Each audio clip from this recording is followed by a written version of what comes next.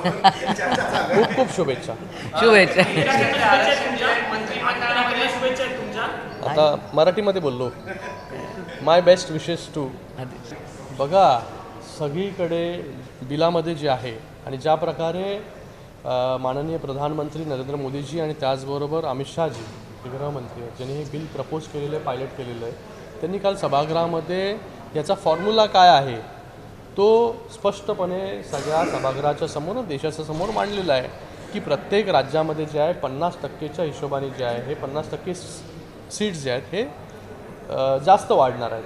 जो प्रपोर्शन आहे महाराष्ट्राचा जो प्रपोर्शन आहे तो प्रपोर्शन जो आहे हा सीट्स वाढल्यानंतर पण सेम राहणार आहे. तमिळनाडूचा जो प्रपोर्शन आहे आजचा जो प्रपोर्शन आहे आजचं जे प्रतिनिधित्व तमिळनाडूचं आहे आजचं जे प्रतिनिधित्व महाराष्ट्राचं आहे 543मध्ये आणि नंतर जे 816 815 जे काय वाढतील हे प्रतिनिधित्व जे आहे हे सारखंच राहणार आहे.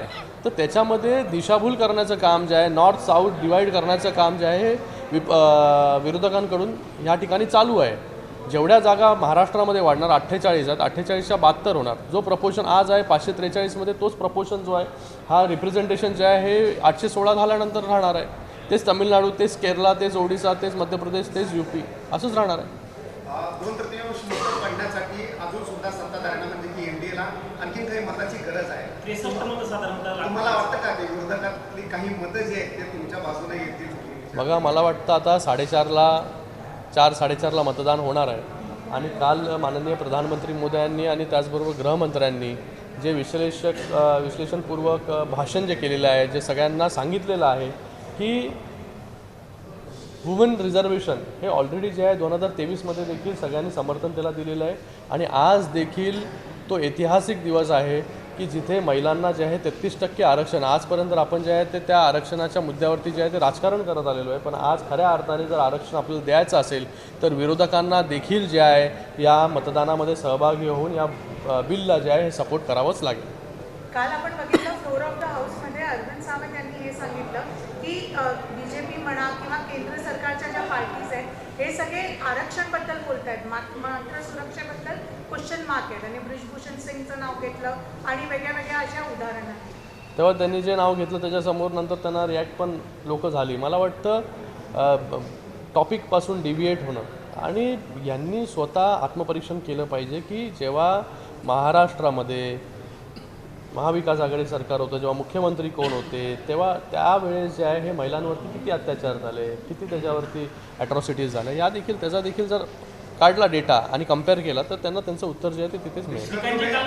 जेव्हा निशिकांत दुबेंचं नाव निशिकांत दुबेंनी आदित्य ठाकरेंचं नाव घेतलं त्यावेळी अरविंद सावंत असतील किंवा सुप्रिया सुळे आक्रमक झाल्याचं बघायला मिळालं. पण पक्षाचे जे इतर खासदार होते ते मात्र आक्रमक झाल्याचं किंवा तशी त्यांची आक्रमकता बघायला मिळाली. शिवसेना म्हटलं की एक आक्रमकता ही भूमिका होती काल तसं काय बघायला मिळालं.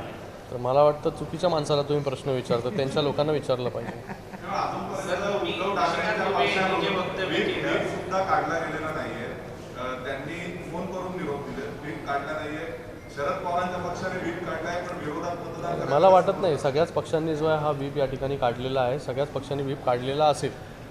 निशिकांत दुबेने म्हटलेलं आहे तर त्याच्यामध्ये आदित्य ठाकरेवर पण त्यांनी आरोप केलेला जे पटलावर आलेला आहे की त्यांच्या आज आपण इकडे रामराजे शिंदेजी आपण महिला आरक्षण डिलिमिटेशन याच्यावरती जे आहे महाराष्ट्राच्या कानाकोपऱ्यातून जे आहेत हे महिला या ठिकाणी आलेले आहेत. माननीय मुख्य नेते उपमुख्यमंत्री एकनाथजी शिंदे साहेबांनी पत्र लिहून 2 दिवसा अगोदरच पंतप्रधान मोदी यांना जे आहे हे समर्थन दिलेलं आहे की जे आपण महिला आरक्षण लागू करताय जो बिल आणताय त्याला पूर्णपणे समर्थन आहे. आणि ते समर्थन दाखवण्यासाठी बाकी सगळ्या खासदारांच्या मतदारसंघातून 10 महिला ज्या आहेत ह्या सगळ्या पूर्ण महाराष्ट्रातून या ठिकाणी आलेल्या आहेत ज्या काल सभागृहामध्ये देखील होत्या गॅलरीमध्ये बसल्या होत्या त्यांनी अनुभव केला. तर त्या देखील वाट पाहत आहे की महिला आरक्षण जो आज ऐतिहासिक दिवस आहे ऐतिहासिक निर्णय आज जो होणार आहे त्याच्यासाठी महिला देखील खूप खुश आहेत की येणाऱ्या काळामध्ये समान संधी जी आहे ही महिलांना विधानसभेमध्ये आणि लोकसभेमध्ये त्यांना मिळणार आहे.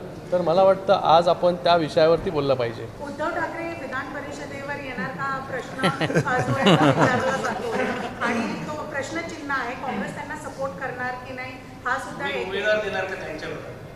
बघा, हा महाविकास आघाडीमधून कोण उमेदवार जाणार हे पूर्णपणे त्यांचा प्रश्न आहे. तुम्ही देणार निवडणुका आहेत. या निवडणुकीमध्ये आता शिंदेसाहेब जो आहे हा निर्णय घेत असतात. निर्णय जो आहे तो शिंदेसाहेब घेतील. आता फॉर्म भरण्यासाठी वेळ आहे अजून. भारतीय जनता पक्षाचे नेते आहेत नरेंद्र मेहता, त्यांनी प्रताप सरनाईकांबद्दल अरे आज राज्याचे विषय तुम्ही इथे कशाला घेताय? आज महिला ऐका तरी. देशाचे नेते आहेत. अरे बाबा आज प्रशांतजी बोलतो काय आहे, आपण महाराष्ट्राची मीडिया आहात मान्य आहे. आज आपण एक मोठ्या ऐतिहासिक क्षणाला सामोरे जातोय. आज आपल्याला जे आहे ह्याच्यावरती जास्त डेलिब्रेशन केलं पाहिजे, बोललं पाहिजे, जास्तीत जास्त लोकांपर्यंत या सगळ्या गोष्टी गेल्या पाहिजे. नरेंद्र मेहता, प्रतापजी सरनाईक किंवा बाकी सगळे ज्या गोष्टी आहेत ह्या आपण महाराष्ट्रामध्ये पण बोलू शकतो, कुठेही बोलू शकतो, कधीही बोलू शकतो. बघा आजचा क्षण हा खूप महत्त्वाचा आहे. तुमच्या चॅनलला पण माहिती आहे, तुम्हाला पण माहिती आहे. अनेक पक्षामध्ये ऐतिहासिक असे खेळी येत आहेत. आदित्य ठाकरे कार्याध्यक्ष म्हणून चर्चा चालू आहे. खूप खूप शुभेच्छा. शुभेच्छा. शुभेच्छा आहेत तुमच्या. आता मराठीमध्ये बोललो. माय बेस्ट विशेस टू. 33% आरक्षण दिलंय, महिलांना प्रतिनिधित्व मिळतंय, मंत्रिमंडळात मिळेल का डिसिजन मेकिंग मध्ये? हां महिलांना डिसिजन मेकिंग म्हणजे बघा ऑब्व्हियसली जेव्हा हे 33% आरक्षण लागू होईल तेव्हा महिलांना जे प्रतिनिधित्व मिळणार आहे येणाऱ्या काळामध्ये डिसिजन मेकिंगमध्ये, त्याचा अर्थच तो आहे की 33% आरक्षण का? कारण की 33% आरक्षण हा त्यांना भागीदार करून घेण्यासाठी, समान संधी समान न्याय देण्यासाठी. आज बघा राज्यसभेमध्ये आम्ही 50% आरक्षण करून टाकले महिलांना. या मूर्तिमंत उदाहरण आहे डॉक्टर ज्योतिताई वाघमारे. तिथे 2 सदस्य आहेत, त्या 2 सदस्यामधून एक जे आहे ज्योतिताई वाघमारे आहेत. तर येणाऱ्या काळामध्ये ज्या काही संधी द्यायच्या त्या संधी द्या हे नक्कीच महिलांच्या मिळणार आहे. देखील 50% आणि विधान परिषदेमध्ये पण देखील 50% आहेत. कायंदे मॅडम देखील इकडेच आहेत.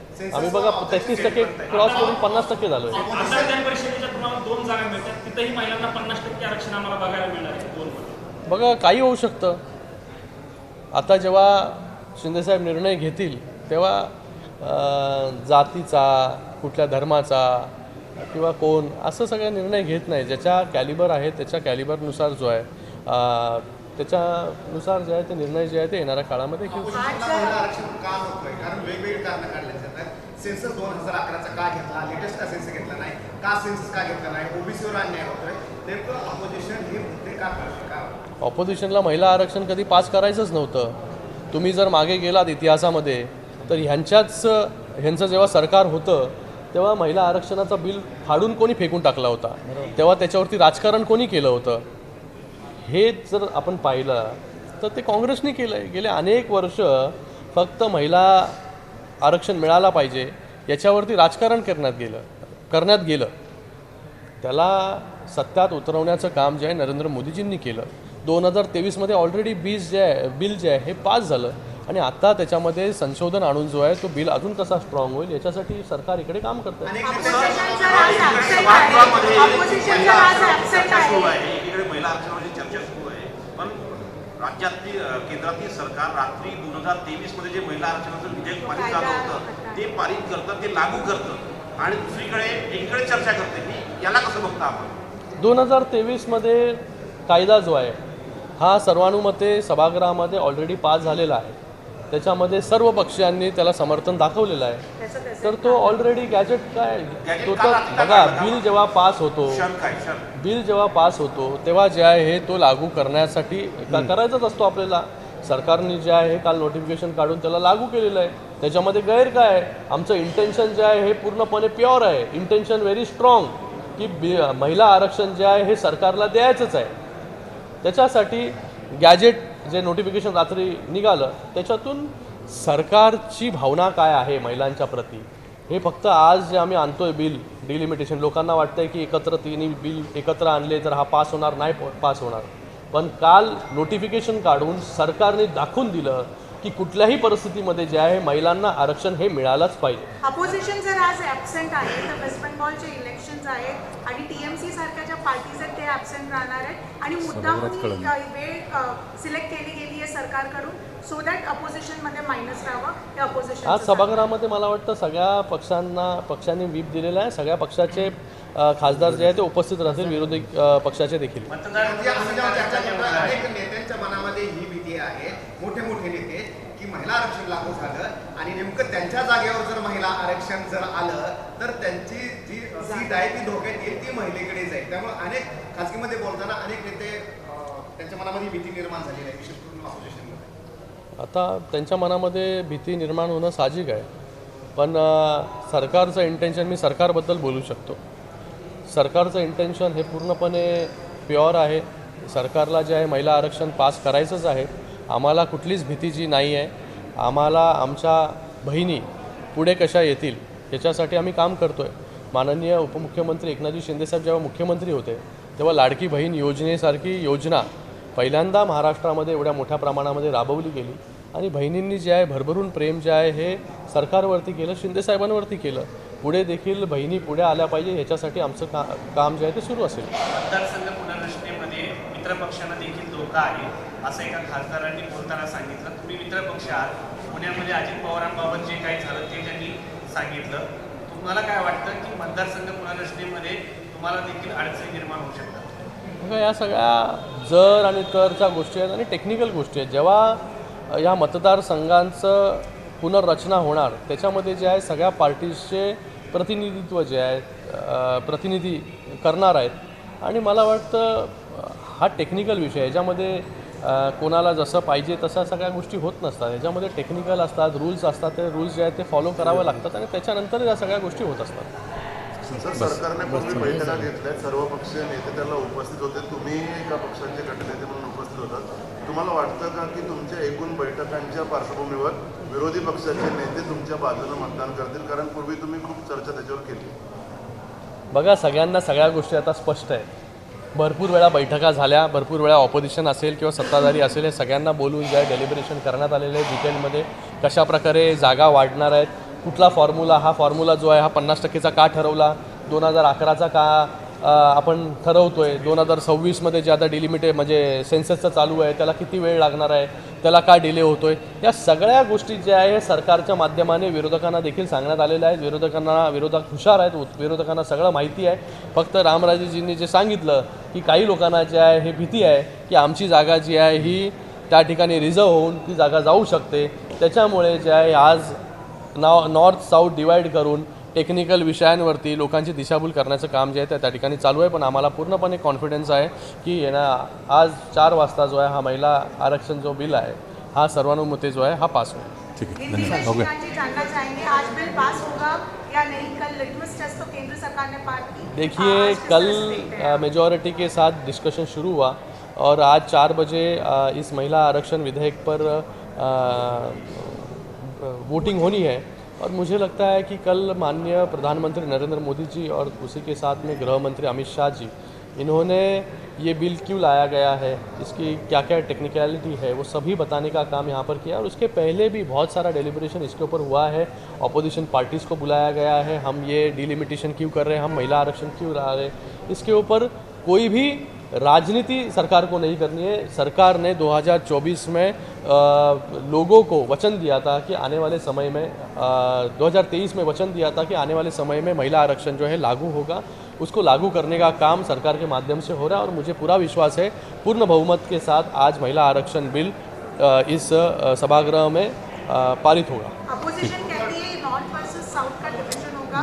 एक एड ऑन के वेग दिया गया 50% की बात जो की जा रही है वो कहीं पे भी पेपर्स में दिख रहा नहीं. देखिए, 50% अगर हम आज जगह बढ़ा रहे, सीट्स बढ़ा रहे, तो इसमें साउथ के जो राज्य है उनको ही ज़्यादा फ़ायदा होने वाला है. क्योंकि पॉपुलेशन वाइज अगर करने जाएंगे आज के सेंसस के हिसाब से तो पॉपुलेशन नॉर्थ में ज़्यादा बढ़ा है, साउथ में जो है पॉपुलेशन बढ़ा नहीं है. तो सीट्स घटने का धोखा जो है साउथ में ज़्यादा है. अगर आज के हिसाब से हम लोग सेंसस के हिसाब से करने जा रहे हैं तो सरकार ने एक स्वर्ण मध्य निकाला है इसके अंदर कि 50% सभी जगह पे सभी राज्य इरिस्पेक्टिव ऑफ द पॉपुलेशन 2011 के सेंसस के हिसाब से हम लोग यहाँ पर सीट्स बढ़ाने का काम करेंगे, जिससे जो रिप्रेजेंटेशन हर एक स्टेट का है, महाराष्ट्र का जो रिप्रेजेंटेशन है, तमिलनाडु का जो रिप्रेजेंटेशन है, वो रिप्रेजेंटेशन वैसे ही मेंटेन होगा, किसी का रिप्रेजेंटेशन कम नहीं होगा. हालांकि कल हमारे गृह मंत्री अमित शाह जी ने कल पूरे डिटेल के साथ विस्तृत स्वरूप में वहाँ पर दिखाया कि किस प्रकार से आरक्षण कुछ प्रतिशत से बढ़ रहा है साउथ के राज्यों में। तो मुझे लगता है कि साउथ के राज्यों ने इसका स्वागत करना चाहिए कि आज के सेंसस से अगर होता तो उनकी जगह जो है घट जाती, नॉर्थ में ज़्यादा बढ़ जाती। लेकिन आज जो रिप्रेजेंटेशन 543 में है, आने वाले समय में 816 में भी वही रिप्रेजेंटेशन होगा। तो ये नॉर्थ साउथ करना, ये सब लोगों को गुमराह करना बंद कर देना चाहिए ऑपोजिशन को, और सरकार को पूरी तरीके से इस बिल में समर्थन करना चाहिए। क्या वक्त अपोजिशन भी आपके साथ आएगा, क्या सहयोग करेगा क्या? हमें कल भी प्रधानमंत्री जी ने कहा कि आप सभी लोग साथ में आइए, इसके अंदर क्रेडिट वॉर नहीं है, आप इसका क्रेडिट लीजिए। ऑपोजिशन को इतने खुले दिल से, बड़े दिल से प्रधानमंत्री कह रहे हैं कि आप इसका स्वागत कीजिए और आप इसका क्रेडिट लीजिए, जिससे बहनों का प्यार जो आज एनडीए सरकार पर है, आप पे भी थोड़ा बहुत जो है बहनें प्यार करने लग जाएगी, आपको फायदा होगा उसमें से। धन्यवाद। चलो, एबीपी माझा, उघडा डोळे बघा नीट।